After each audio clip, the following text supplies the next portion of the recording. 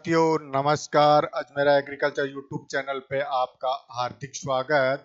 आज मैं आपके लिए एक बहुत ही शानदार फसल लेके आया हूँ जिससे पोषण की दृष्टि से बहुत ही अच्छा माना जाता है।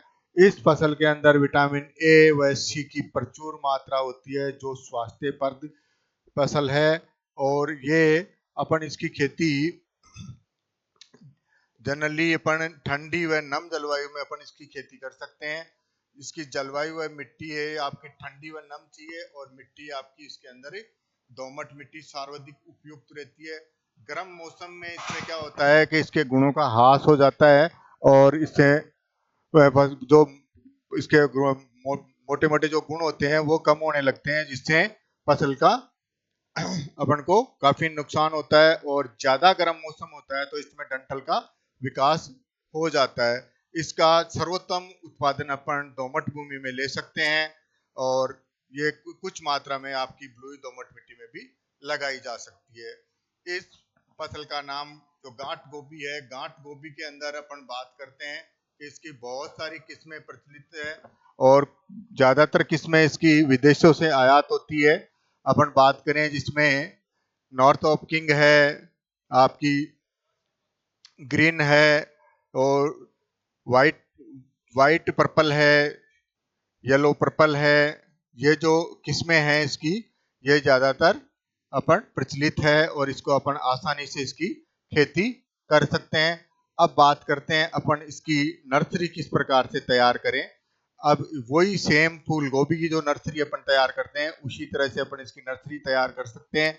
पहली बात ये ध्यान रखनी है कि नर्सरी की भूमिका जो हम चयन करें तो वो जल स्रोत के पास में होनी चाहिए और फिर उससे अपन अच्छी तरह से कल्टीवेटर वगैरह निकाल के और मिट्टी को भुरभुरी बना लेते हैं। और इसके जो अगेती किस्में हैं उनकी बुआई अपन अगस्त सितंबर में करते हैं और जो पछेती किस्में होती है उन किस्मों की बुआई अपन सितंबर से अक्टूबर के अंदर करते हैं। आगे बात करते हैं कि इसका प्रति हेक्टर बीज कितना चाहिए। तो इसका प्रति हेक्टर आपको 1 किलो बीज पर्याप्त होता है गांठ गोभी का, जिससे अपन 1 हेक्टर की पौध तैयार कर लेते हैं। अब बात करते हैं अपन इसकी कि इसके खेत जो बुआई 1 हेक्टर में अपन को बुआई करनी है तो खेत की तैयारी अपन किस प्रकार से करें। खेत की तैयारी के लिए अपन को क्या करना है कि 2 से 3 जुताई अपन को कल्टीवेटर की सहायता से निकालनी है। उसके बाद में 250 से 300 क्विंटल अच्छी सड़ी हुई गोबर की खाद अपन मिला लेते हैं और उसको समान मात्रा में बिखेर के और फिर हैरो की सहायता से अपन एक जुताई निकाल के और उसको मिट्टी को अच्छी तरह से भुरभुरी बना देते हैं।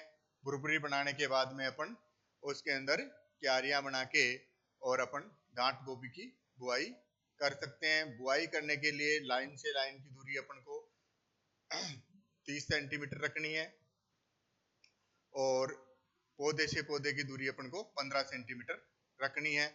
इससे ये अपन लाइनों में सोइंग कर देते हैं। और सोइंग करने से पूर्व अपन को पौध को जब नर्सरी से अपन निकालते हैं तो फंजीसाइड वगैरह से अपन पौध की जड़ों को अपन डिटेक्ट करते हैं। तो नर्सरी से जैसे निकाल के अपन को जैसे बायोस्टीन का घोल बना लेते हैं 2 से 3 ml का एक गमले में और उस पौध को उसमें रख देते हैं जिससे फफूंद जनित बीमारियां अपनी फसल में कम से कम आए। और उसके बाद में अपन को क्या करना है कि अगर मृदा प्रयोगशाला के अनुसार रिकमेंडेशन के अनुसार अपन उर्वरक का प्रयोग भी अपन इसमें कर सकते हैं। तो इसमें 100 kg नाइट्रोजन चाहिए और 80 kg इसके अंदर फास्फोरस चाहिए और 75 kg आपका इसमें पोटास की आवश्यकता होती है। पोटास व आपकी फास्फोरस और नाइट्रोजन की आधी मात्रा को अपन खेत की अंतिम जुताई के साथ में अपन समान मात्रा से भूमि में मिला के और उसके बाद में अपन इसकी फसल को लगा देते हैं। अब कल नए वीडियो के साथ फिर मिलेंगे। धन्यवाद।